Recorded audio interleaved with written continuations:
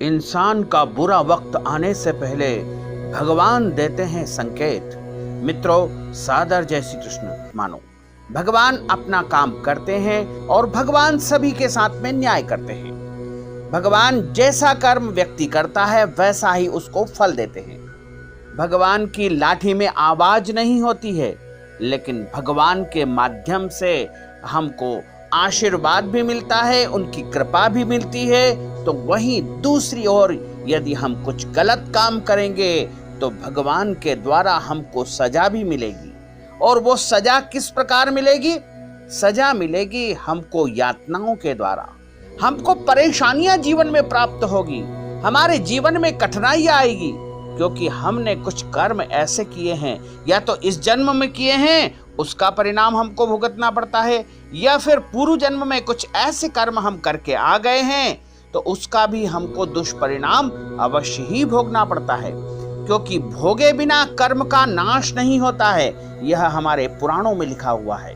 इसलिए कर्म को भोगना ही पड़ेगा। इसलिए सभी लोग कम से कम परोपकार की भावना मन में रखे, अच्छे कर्म करे, जितना हो सके लोगों का परोपकार करे, कल्याण करे। यदि आप कल्याण की भावना अपने मन में रखेंगे तो निश्चित तौर से आपके जीवन में सफलता प्राप्त होती जाएगी। और आपके मन में यदि लोगों के प्रति ईर्ष्या भाव होगा, दुश्मनी का भाव होगा, या बदले की भावना होगी, या फिर आपके मन में लोभ, मोह या लालच की अधिकता रहेगी, तो आपको जो है जीवन में कई प्रकार की कठिनाइयों का सामना करना पड़ता है। क्योंकि भगवान सब देखते हैं किसके मन में क्या चल रहा है। भगवान के घर में देर हो सकती है, अंधेर नहीं। भगवान अच्छाई भी देखते हैं और भगवान आपकी बुराई भी देखते हैं। तो भगवान आपको संकेत देते हैं कि आपका अब बुरा वक्त शुरू होने वाला है। भगवान की तरफ से आपको इशारे मिलने शुरू हो जाते हैं कि हे मनुष्य, तू अब संभल जा, तूने जो कर्म किए हैं उसका फल तुमको भोगना ही पड़ेगा। क्योंकि ईश्वर बुरे कर्मों का बुरा फल देते हैं और अच्छे कर्मों का अच्छा फल देते हैं। जितने हमने अच्छे कर्म किए हैं उस मात्रा में, उस अनुपात में हमको अच्छा फल भी उसका मिलेगा, और जितने हमने बुरे कर्म किए हैं अपने जीवन में उनका बुरा फल भी हमको भोगना पड़ता है। क्योंकि भोगे बिना कर्म का नाश नहीं होता है, यह अटूट सत्य है, इसमें कुछ भी संदेह नहीं है। तो यदि आपके जीवन में ये संकेत आपको मिलने लगे हैं तो आप समझ लीजिए कि आपका बुरा समय अब शुरू होने वाला है। ये संकेत बड़े महत्वपूर्ण है, आपको ध्यान रखना होगा। भगवान कहते हैं कि इंसान अभी भी संभल जा, अभी भी सुधर जा, तेरे पास वक्त है। यदि सुधर जाएगा, संभल जाएगा तो तुझे मैं कठिनाइयों से बचा लूंगा, और यदि नहीं संभलेगा, नहीं सुधरेगा तो तुझे तो अपने कर्मों की सजा भोगनी ही पड़ेगी। इसलिए आप सभी ध्यान रखें कि ज्यादा से ज्यादा सत्य भाषण करें, किसी का बुरा नहीं करें, क्रोध नहीं करें, लोभ नहीं करें, मोह नहीं करें। संसार को चलाने के लिए जो भी आवश्यक कार्य है अपने मेहनत से धन कमाएं और पूरी निष्ठा और लगन से जीवन में सभी कामों को करें तो आप आगे बढ़ेंगे। और यदि आप अच्छे कर्म करके आगे बढ़ते हैं, उन्नति को प्राप्त करते हैं, तो भगवान आपके ऊपर और अधिक कृपा करेंगे।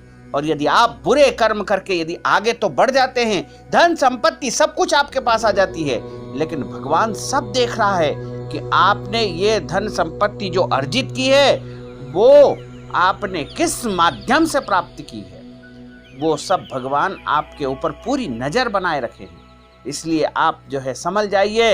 हम आपको कुछ ऐसे संकेत बताने जा रहे हैं, वो संकेत यदि आप ध्यान में रखेंगे तो आप समझ जाएंगे कि आपका अब समय कैसा आने वाला है, आपका बुरा समय आने वाला है। ये संकेत प्रभु की तरफ से आपको मिलना शुरू हो जाते हैं।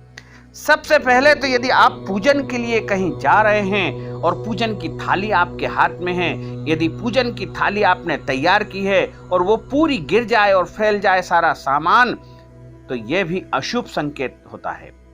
दूसरी बात यह है कि आपके हाथ में घी का पात्र है, उसमें घी भरा हुआ है और वो पूरा घी नीचे गिर जाए और फैल जाए तो यह भी अशुभ संकेत है। आप भोजन करने के लिए बैठे हैं, पहला निवाला जैसे ही आपने भोजन का लिया वैसे ही वह निवाला आपको कड़वा लगने लगे, वह बेस्वाद लगने लगे, तो समझ लीजिए यह भी आपके लिए बुरा संकेत है। आप जब अपने घर से निकलते हैं काम की तरफ तो रास्ते में आपको प्रतिदिन कोई न कोई झगड़ा होते हुए दिखाई देता है, कुछ न कुछ लोग लड़ते हुए यदि आपको दिखाई दे तो आप समझना कि यह भी आपके लिए अशुभ संकेत है। आपके घर के आसपास यदि कुत्ते के रोने की आवाज सुनाई दे या बिल्ली के रोने की आवाज रोजाना सुनाई दे, लगातार एक बार सुनाई दे उससे कुछ नहीं होता है, लगातार यदि इस प्रकार की आवाजें आपको सुनाई दे तो आप समझना कि आपके लिए यह संकेत अच्छा नहीं है। इससे परिवार के सदस्यों का कुछ अनिष्ट हो सकता है, क्योंकि कुत्ते और बिल्ली जब रोते हैं तो समझ लीजिए कि यमराज के यमदूत आपके घर के आसपास भ्रमण करने लगे हैं और उनको देखकर ही कुत्ते और बिल्ली रोने लगते हैं। आपने देखा होगा कि कई बार आपको बुरे सपने आते हैं, बहुत ज्यादा बुरे सपने आते हैं। ऐसी स्थिति में आप समझना कि यह भी अच्छा नहीं है। इसमें घर में क्लेश होता है, कलह होता है, घर में नुकसान की स्थितियां बनती है, व्यापार में, कारोबार में, कार्य क्षेत्र में नुकसान होता है। इससे यदि आपके घर में दूध अचानक फट जाता है, बिना किसी कारण के यदि दूध फट जाए तो उसको भी अशुभ संकेत मानना चाहिए। और यदि आपने दूध रखा है और वह दूध अचानक फैल जाए, इधर उधर बिखर जाए या गिर जाए दूध अचानक, उसको भी अशुभ माना जाता है। अगर सौभाग्यवती महिला अपनी मांग में सिंदूर भरती है और सिंदूर भरने के बाद अचानक उसके हाथ से सिंदूर की डिब्बी गिर करके नीचे फैल जाए पूरा सिंदूर, तो वो भी अशुभ संकेत हो जाता है। किसी स्त्री ने यदि मंगलसूत्र धारण कर रखा है और मंगलसूत्र वह पहनती है और वह मंगलसूत्र अचानक टूट जाए तो यह भी अशुभ होता है। और यदि आपसे या महिला से कोई लड़ाई झगड़ा करता है और उनके हाथ से भी खींच करके यदि मंगलसूत्र टूट जाता है तो वो भी अशुभ संकेत माना जाता है। महिलाएं चूड़ी धारण करती है और चूड़ी यदि उनके हाथ से किसी कारण से यदि टूट जाती है या गिर जाती है तो वो भी अशुभ मानी जाती है। चूड़ी का टूटना भी अशुभ संकेत होता है। ये दुर्भाग्य को संकेत देने वाले होते हैं और ये सारे काम यदि आपके जीवन में हो रहे हैं तो आप समझिएगा कि ईश्वर अब आपको संकेत देने लगे हैं कि आपका बुरा समय अब शुरू होने वाला है। इसलिए आप सतर्क हो जाइए, सावधान हो जाइए।